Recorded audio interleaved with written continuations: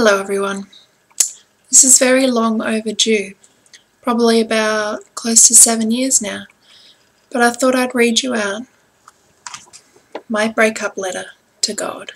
Hey God, I'm writing you this letter to tell you that it's over between us. It's been a long 13 years that we've been together, but I've just been noticing some things that aren't sitting with me nicely, and I thought I'd write them down for you, just to see if you can better yourself as a person.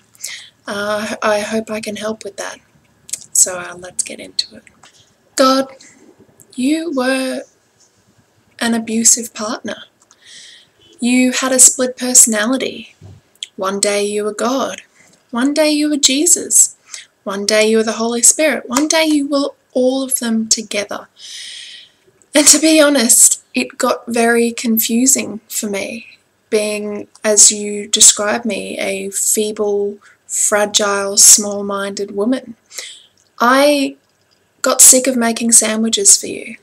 Regardless of whether I wanted it or not, you made me worship you. You also got really jealous if I ever even thought about worshipping another god. I mean, I wasn't going to cheat on you, God. You have to know that deep down I really loved you.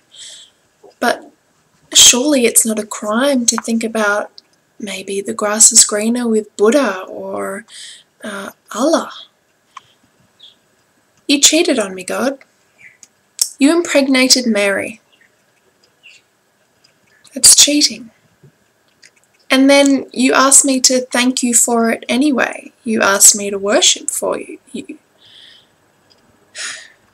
Why did I always have to ask for your forgiveness? Why did I always have to say, sorry God, I was born a sinner, so all of this is my fault? I don't think it's fair. I didn't think we lived in a fair relationship, and it broke my heart, God, it really did. You were really homophobic and bigoted. You didn't like my gay friends. You didn't like my female friends who had an abortion. You were really picky and choosy as to who I could spend my time with, and it made me feel trapped. Whenever I would ask you for things, or as you like to call it, prayer, I'd never get them. I asked for a pony. I asked for a better kitchen to make your sandwiches in. I would never get them.